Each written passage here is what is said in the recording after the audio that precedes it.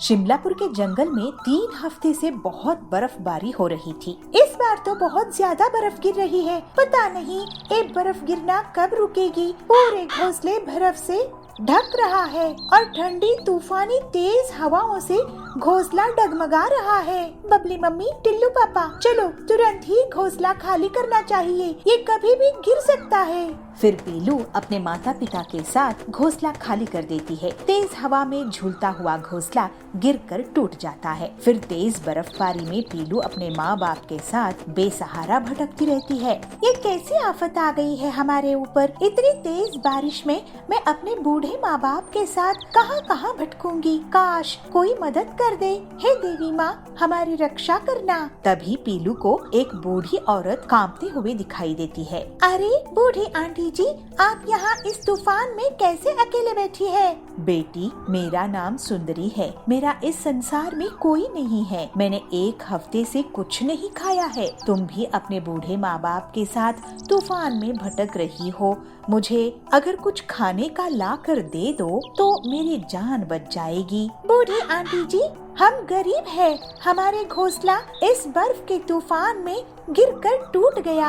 हम बेघर हो गए हैं। हमारे पास खाने के लिए कोई चीज नहीं है। तो क्या बेटी, तुम अपने माँ बाप को ऐसे ही भूखे रखोगी? लेकिन आंटी जी, मैं अपने बूढ़े माता पिता को ऐसे जंगल में कैसे छोड़ सकती हूँ? तुम चाहो तो मेरे साथ इन्हें यहीं छोड़ दो। ठीक है बूढ़ी आंटी जी। माँ, पिताजी, ये ठीक कह रही है। आप सब कब तक भूखे रहोगे? मैं आसपास से कुछ खाने के लिए लेकर आती हूँ। देवी माँ चाहेगी तो मुझे कुछ मिल भी जाएगा। बेटी, ज्यादा दूर मत जाना।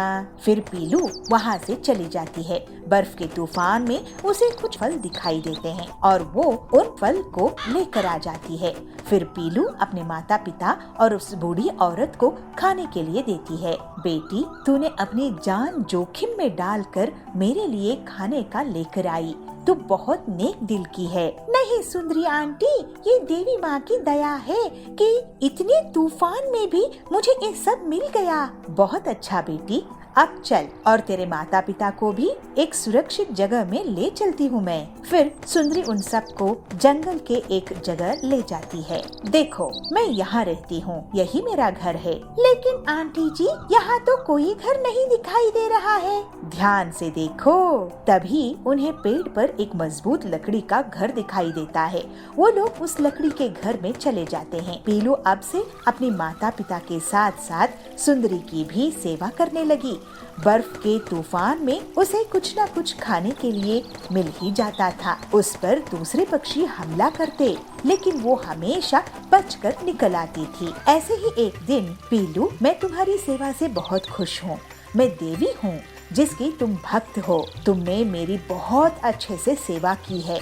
ये घर आज से तुम्हारा हुआ और तुम इसी तरह और नए घर बनाकर गरीबों की सेवा करो। तुम्हारी गरीबी हमेशा के लिए जा चुकी है अब। ऐसा कहकर वो देवी अंतर्ध्यान हो गई। माँ देवी के आशीर्वाद से हम सुखी रहेंगे। मैं और मेहनत करूँगी। ये तो चमत्कार है बेटी। माँ, मैं अब से इसी तरह की लकड़ी के सस्ते घर बनाकर बेचा करूँगी। इससे किसी को भी तूफान में बेघर नहीं रहना पड़ेगा। इससे गरीबों की मदद हो जाएगी। और थोड़े ही दिनों में पीलू लकड़ी के घर बनाकर बहुत अच्छे पैसे कमा लेती है। फिर पीलू इस तरह मेहनत के कारण पीलू अपना जीवन हंसी खुशी बिताने लगती है। एक गांव में पिंकी नाम की लड़की अपनी माँ बाप के साथ रहती थी। पिंकी बहुत सयानी थी।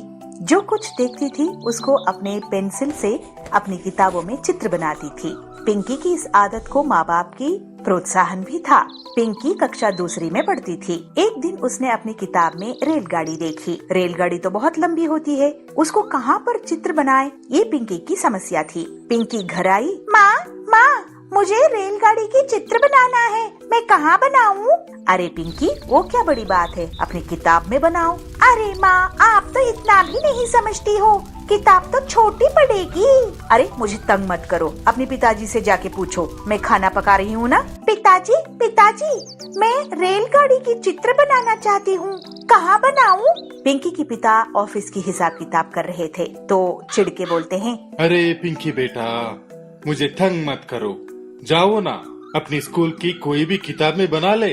अरे पापा, आपको इतना भी नहीं पता, किताब में रेलगाड़ी के चित्र नहीं बना सकते क्योंकि वो तो बहुत लंबी होती है। तो तभी वहाँ पे पिंकी की दादी बैठी थी।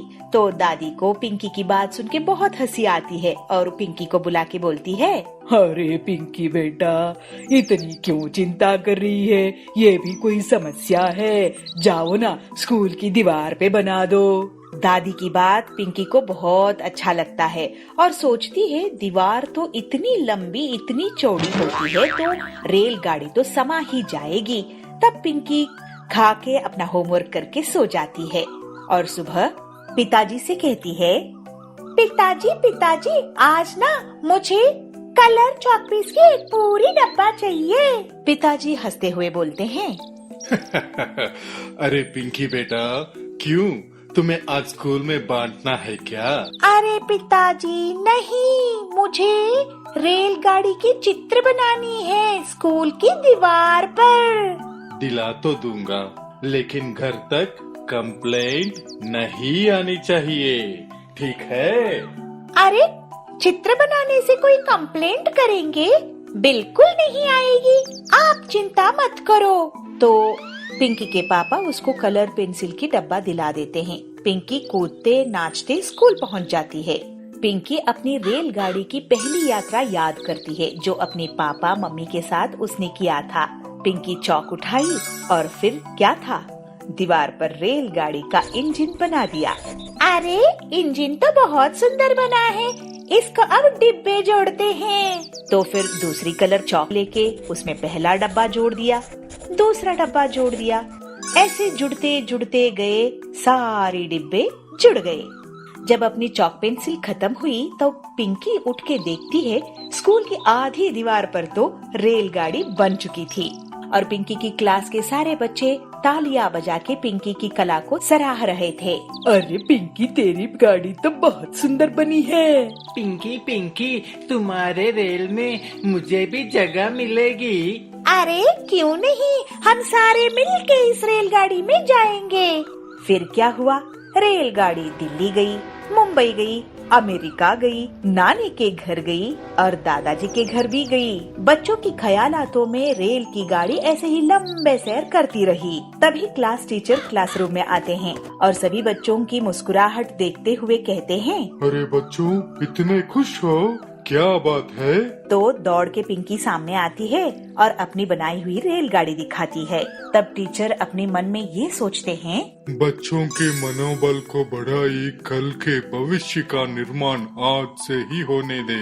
यह सोच के टीचर ने पिंकी को बिना डांटे बहुत शाबाशी देते हैं और कहते हैं, पिंकी, आपकी ड्राइंग तो बहुत सुंदर है, लेकिन आप दीवार पे प्रैक्टिस करने के बजाय अगर आपके घर में जाके कोई भी कॉपी में प्रैक्टिस कर लेते तो और भी सुंदर निकल आता। सर, मुझे ना ये लगा कि ट्रेन पुस्तक में काफी नहीं होगा। कोई बात नहीं, मैं आपको सिखा दूंगा। इस बात से पिंकी बहुत खुश होती है और टीचर पिंकी की कॉपी में एक अच्छे से सुंदर से रेलगाड़ी बना दे। बबलू कबूतर नारियल पानी बेचकर अपने परिवार का गुजारा किया करता था। वो सुबह सुबह नारियल पानी बेचने के लिए अपने घर से निकल जाया करता था। नारियल पानी ले लो, ठंडा ठंडा नारियल पानी ले लो, नारियल पानी ताज़ा ताज़ा नारियल पानी। अरे ओ नारियल पानी वाले भैया, जरा इधर आना, ये लो भैया, ये ताज़ा ताज़ा नारियल पानी पियो। इस तरह बबलू दिन भर घूम घूम कर नारियल पानी बेचा करता था। शाम को बबलू घर वापस आकर अपनी पत्नी पीलू को पैसे देता है। ये ले पीलू, आज की कमाई, इसमें से आधे पैसे तू अलग जमा करके रख ले, अपने बेटे की पढ़ाई के काम आएंगे। पीलू उससे कहती है, सुनिए जी, आप अपनी तबीयत का भी ख्याल रखा कीजिए, आजकल आपकी तबीयत ठीक नहीं रहती है। अरे क्या करूं पीलू, मुझे तो दिन भर मेहनत करना ही पड़ेगा ना, आखिर अपने बच्चे के भविष्य का सवाल है। इस तरह उनके दिन बीत रहे थे। एक दिन बबलू जब नारियल पानी बेच रहा होता है तो उस पर बाज हमला कर देता है। उस बाज का शिकार बन जाता है।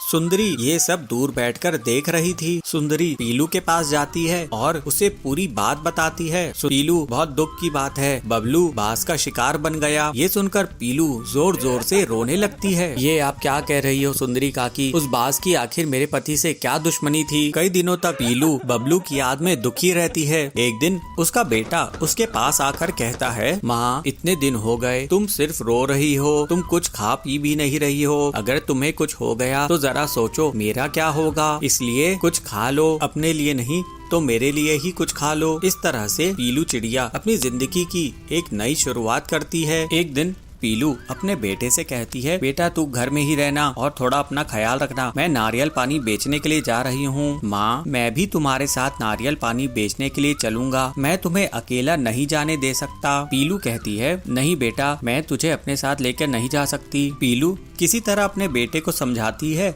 और फिर नारियल पानी बेचने के लिए निकल जाती है। पीलू नदी के किनारे नारियल पानी बेचने लग जाती है। नारियल पानी ले लो, ताज़ा ताज़ा नारियल पानी, ठंडा ठंडा नारियल पानी। पीलू की दुकान के बगल में कालू कौवे की दुकान रहती है। वो वहाँ पर कोल्ड ड्रिंक्स बेचा करता था। कालू उससे कहता है, अरे पीलू तू यहाँ पर क्या नारियल पानी बेच रही है? यहाँ पर मेरी कोल्ड ड्रिंक्स की दुकान है। आजकल जंगल के पक्षी कोल्ड ड्रिंक्स पीते हैं, तू कहीं और जाके अपनी दुकान लगा। पीलू कहती है, ठीक है कालू भैया, मैं कहीं और जाकर अपने नारियल पानी की दुकान लगाती हूँ। कालू सही कह रहा था। पीलू दिन भर बैठी रहती थी लेकिन उसका नारियल पानी नहीं बिकता था। इस तरह कई दिन बीत जाते हैं। ज्यादा कोल्ड ड्रिंक पीने के कारण सभी पक्षियों की तबीयत बिगड़ने लगती है। जंगल का डॉक्टर उन्हें कहता है, अरे जी आप लोग जो कोल्ड ड्रिंक पी रहे हैं उसी की वजह से आप लोगों की तबीयत इतनी खराब होती जा रही है। अगर आप लोगों को अपनी तबीयत ठीक रखनी है तो ये कोल्ड ड्रिंक बंद करके ताज़ा ताज़ा नारियल पानी पिया करो। पीलू चिड़िया अपने नारियलों के साथ उदास बैठी हुई थी। वो सोच रही थी कि अब आगे उसका क्या होगा। तभी वहाँ पर जंगल के सारे पक्षी आ जाते हैं। अरे पीलू चिड़िया, हम आज से तुम्हारे से ही नारियल पानी खरीद कर पिया करेंगे। हम आज से कोल्ड ड्रिंक बिल्कुल बंद कर देंगे। अब तुम हम सबको ये ताज़ा ताज़ा मीठा नारियल पानी दो और हाँ मलाई अलग से निकाल कर देना। पीलू कहती है, जी बिल्कुल मैं आप लोगों को ये स्वादिष्ट नारियल पानी दूंगी, इससे आप सबका स्वास्थ्य भी अच्छा रहेगा। इस तरह से पीलू और मेहनत करके ज्यादा से ज्यादा नारियल पानी बेचने लगती है और उससे उसकी बहुत बढ़िया कमाई हो जाती है। अब वो अपनी बेटी को अच्छा जीवन देती है। इस तरह पीलू अब खुशी खुशी रहने लगती है। एक गांव के जंगल में पीलू और बबलू बहुत प्यार से रहते थे। एक दिन पीलू अपने पति से कहती है, सुनिए जी आज फिल्म चलते हैं, आपको वैसे भी छुट्टियां नहीं मिलती है, आज मिली है तो हम घूम कर भी आएंगे। तो बबलू कहता है, ठीक है अपनी बाइक में चलेंगे, तुम तैयार हो जाओ। फिर दोनों पति पत्नी बाइक में सवार होकर फिल्म देखने के लिए चले जाते हैं। जो वो दोनों फिल्म देखकर लौट रहे थे, उनका एक ट्रक से एक्सीडेंट हो जाता है और दोनों सड़क के किनारे गिर जाते हैं। आप ठीक हो बबलू जी? हाँ पीलू तुम ठीक हो ना? वो तो गनीमत है कि हमारी जान बच गई। तभी हरिया बोलता है, चलो बबलू की बाइक की टायर को ट्रक के नीचे से निकालते हैं। बबलू की बाइक पूरी तरह से टूट गई थी। फिर वो लोग एक ट्रैक्टर की मदद से टूटी हुई बाइक को अपने घर लेकर जाते हैं। मेरी इतनी मेहनत से कमाई हुई बाइक ऐसे ही टूट गई। अब पता नहीं ऑफिस कैसे जाना होगा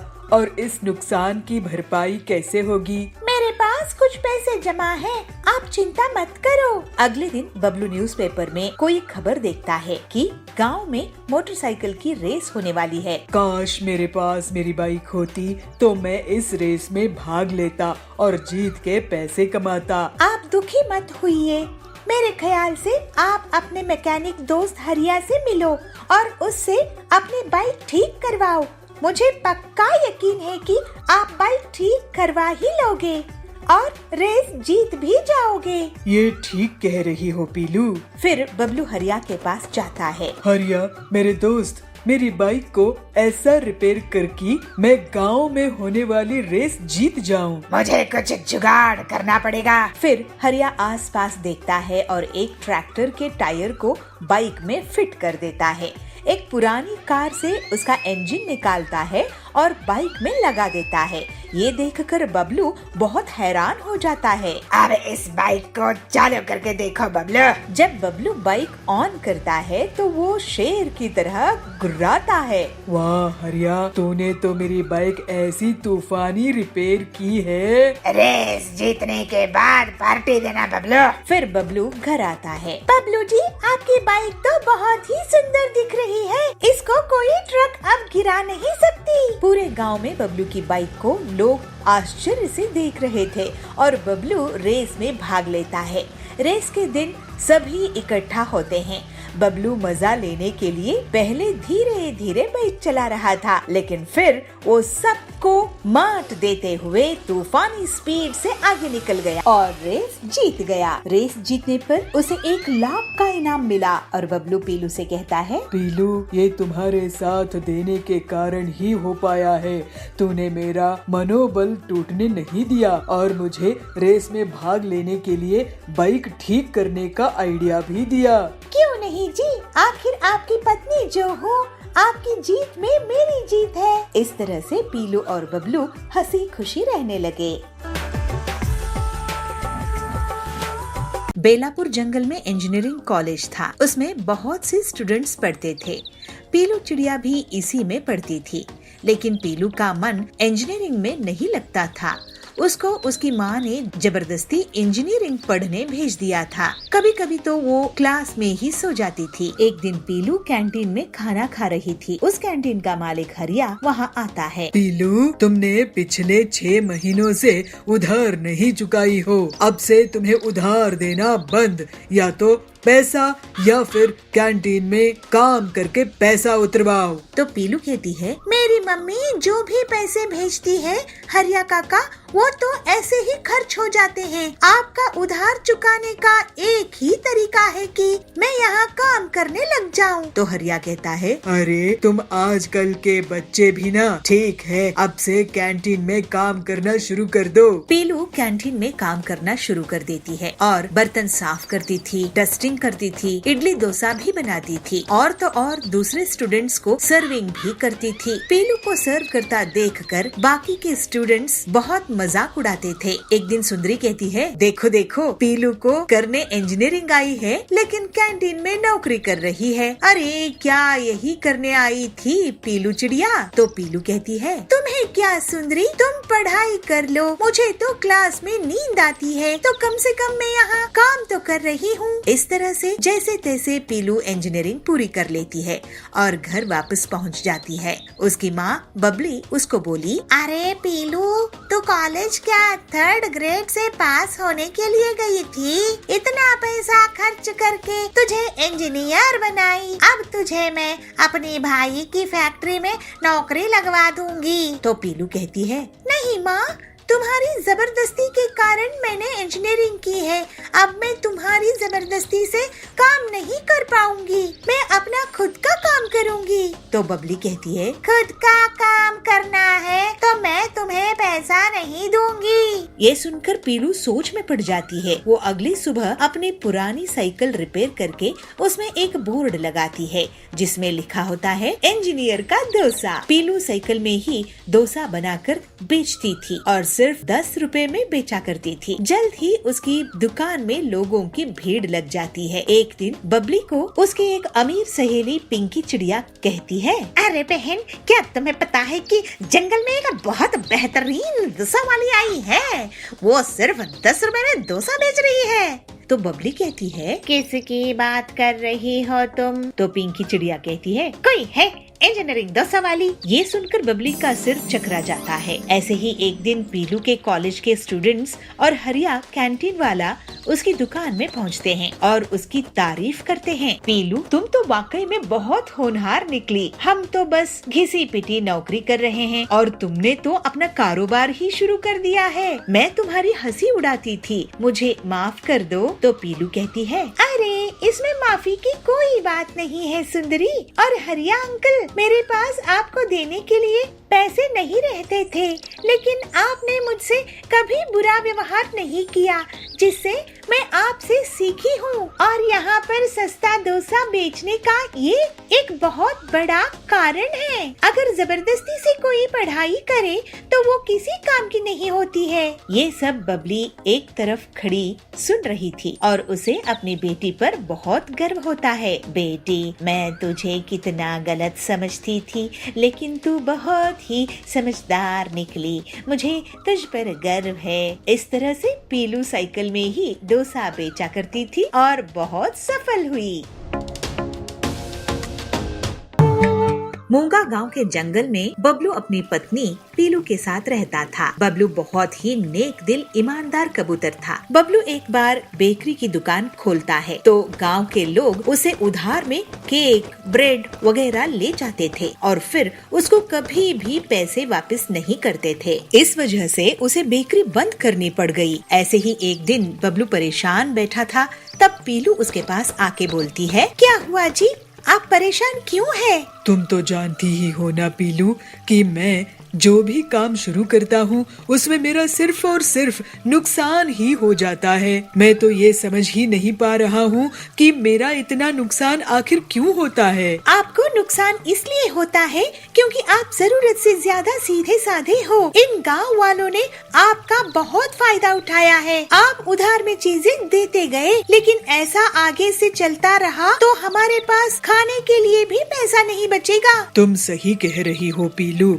मैं अब एक आखिरी बार कोई काम शुरू करके देखता हूँ। अगर अच्छे से चला तो ठीक है, नहीं तो शहर जाकर कोई नौकरी ढूंढ लूंगा। हम यही कुछ काम कर लेंगे, मगर आप उधार किसी को नहीं देना, ये सोचकर ही काम शुरू करो। ठीक है, एक आखिरी बार मैं कोशिश करता हूँ। कुछ दिनों बाद बबलू पीलू से कहता है, पीलू, मैं बाजार घूमकर देख रहा था कि कहाँ किसकी दुकान है, किसकी नहीं है। मैंने देखा कि हमारे गांव में सब्जी की दुकान तो है ही नहीं।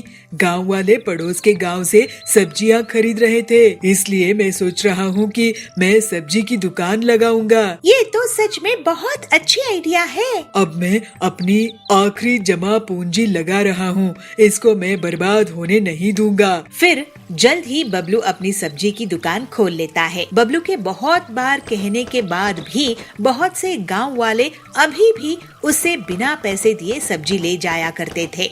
एक दिन पीलू भी उसकी दुकान में इसीलिए बैठती है कि लोग बिना पैसे दिए सब्जी नहीं ले जा पाए। एक दिन डॉक्टर बबली उनकी दुकान में आती है। पीलू, बबलू, तुम्हारी दुकान में सलाद का वेजिटेबल्स है क्या? डॉक्टर मैडम, ये लीजिए सलाद के वेजिटेबल्स, ये बहुत ही स्वादिष्ट है, लेकिन थोड़े महंगे हैं। मैं इन वेजिटेबल्स की सलाद खाती हूँ। ये स्वादिष्ट तो होते ही है, लेकिन फायदेमंद भी बहुत होते हैं। और रही बात कीमत की, तो हेल्थ इज वेल्थ। अभी मौसम बदलने वाला है और ये आने वाली गर्मी के मौसम में गर्मी से बचाएगा। मुझे ये 5 किलो दे दो। डॉक्टर बबली की जाने के बाद पीलू बबलू से कहती है, सुनिए जी, डॉक्टर मैडम क्या कह रही थी? सुना ना आपने कि इस साल बहुत गर्मी होने वाली है और गर्मी से बचने के लिए वेज सलाद फायदेमंद होगा। हाँ, अगर ऐसा होगा तो वेज सलाद से लोगों को गर्मी में बहुत फायदा होगा। इसका मतलब हम खुद ही वेज सलाद बेच सकेंगे और पूरे गांव में हमारे अलावा कोई नहीं है। देखो, गांव वाले ऐसे ही इसे नहीं खरीदेंगे। हम क्यों ना एक प्लेट बनाकर उसको बेचें? कुछ ही दिनों में लोगों को गर्मी से परेशानी होना शुरू हो जाता है और डॉक्टर बबली सबको वेज सलाद खाने की सलाह देती है। इस तरह से बबलू और पीलू की दुकान में भीड़ इकट्ठा होने लगती है। सुनिए गांव वालों, भाई और बहनों, मैं आप लोगों को अब से उधार में कुछ नहीं दूंगा। आपको अपनी सेहत का ख्याल रखना है तो पैसा देकर वेजिटेबल सलाद खरीदो। बबलू की बात सुनकर लोग सोच में पड़ जाते हैं, लेकिन फिर गर्मी के बुरे प्रभाव से बचने के लिए वो पैसे देते हैं। इस तरह से लोगों की सेहत को भी नुकसान नहीं होता है और वो सब अब सबक ले लेते हैं कि कोई भी अच्छी चीज मुफ्त में नहीं मिलती है। फिर कुछ ही दिनों में बबलू और पीलू बहुत अमीर हो जाते हैं। इस तरह सभी खुशी खुशी रहने लगे। पूरे गांव में बबलू के बाइक ट्रैक्टर को लोग आश्चर्य से देख रहे थे और बबलू खेती करने लगता है। पीलू उस खेत में बीज बोने लगती है। लकड़ी गांव में पीलू नाम की गरीब चिड़िया रहती थी। उसको इंजीनियरिंग का काम देखना बहुत पसंद था। जब भी कोई अपना नया घर या दुकान बनाता था, पीलू उसे देर तक देखती थी। एक दिन हरिया कंस्ट्रक्टर उसको अपने पास बुलाता है और कहता है, पीलू चिड़िया, तुम्हें मैं बहुत दिनों से देख रहा हूँ। तुम हमेशा कंस्ट्रक्शन की जगह पहुँच जाती हो, क्यों? तुम्हें मजदूरी का काम चाहिए? हरिया काका, मैं गरीब हूँ, लेकिन मैं यहाँ मजदूरी के लिए नहीं आई हूँ। मुझे भी ऐसे ही घर बनाना है। अब मैं देख देख कर घर बनाना सीख गई हूँ। तुम गरीब लोग थोड़ी सी चीज क्या जान लेते हो, अपने आप को पता नहीं क्या समझने लगते हो। पता है ना, कंस्ट्रक्शन के सामान जैसे ईंट, सीमेंट, लोहे के रॉड्स कितने महंगे आते हैं। अब जाओ यहाँ से और आगे से कंस्ट्रक्शन साइट में दिखना नहीं। नाराज नहीं होइए हरिया काका, मैंने आपसे ही ये सब सीखी हूँ। आप एक दिन मुझ पर गर्व करेंगे। ऐसा कहकर पीलू अपने घर चली जाती है। उसके घर में बीमार पिता टिल्लू और बूढ़ी माँ बबली रहते थे। पीलू कहाँ चली गई थी? अरे कहीं मजदूरी कर, कुछ काम कर। घर की हालात कितनी खराब है। अभी कड़क सेठ आए थे और घर खाली करवाने की धमकी देकर गए हैं। अगर हमने उन्हें किराया नहीं दिया तो हम बेघर हो जाएंगे। माँ, तुम चिंता मत करो, मैं कुछ ना कुछ करती हूँ। फिर पीलू सोच में पड़ जाती है कि वो अपना घर कैसे बनाए, क्योंकि कंस्ट्रक्शन के सामान खरीदना उसकी हैसियत के बाहर था। मैं कंक्रीट के घर नहीं बनाऊंगी, मैं इको फ्रेंडली बैम्बू का घर बनाऊंगी। फिर पीलू जंगल में बैम्बू ढूंढने निकल जाती है और उसे एक जगह बहुत से बम्बू मिल जाते हैं। पीलू उन्हें काट कर एक खाली जगह इकट्ठा कर लेती है। इसके बाद पीलू एक एक बम्बू को जोड़ जोड़ कर एक घर तैयार करने लगती है और 2 ही दिनों में वो एक छोटा सा घर तैयार करने। फिर पीलू उस घर को हरिया काका को दिखाती है। हरिया काका, कैसा लगा आपको मेरा ये बम्बू का घर? पीलू, तुम तो बहुत ही तेज दिमाग की हो, लेकिन ये तुम घर बेचोगी किसको? काका, ये घर मैं अपने माता पिता के लिए बनाई हूँ। हमारे पास किराया देने के लिए पैसा नहीं है, हमें अपना किराए का घर खाली करना पड़ेगा। मैं तुम्हारा ये बम्बू का घर बिकवा दूंगा। तुम ऐसे ही और भी घर बनाओ, इससे तुम उधार खत्म कर सकोगी। नहीं तो एक घर बनाकर उसी में रहने से तुम्हें कुछ पैसे नहीं मिलेंगे। तुम्हारी जब कमाई ही नहीं होगी तो तुम आगे जीवन में क्या करोगी? हाँ काका, आप सही कह रहे हैं। आपकी मदद के लिए शुक्रिया। अब मैं और भी बम्बू के घर बनाऊंगी। फिर हरिया एक एक करके पीलू के बम्बू के घर बिकवा देता है, जिससे पीलू को बहुत पैसे मिल जाते हैं और वो कड़क सेठ का किराया खत्म कर देती है और अपने लिए एक सुंदर सा बड़ा सा बम्बू हाउस बना लेती है। अब हरिया और पीलू बम्बू के घर का बिजनेस करने लगते हैं। ऐसे पीलू अपनी मेहनत के दम पर अपने परिवार के साथ खुशी खुशी रहने लगती है।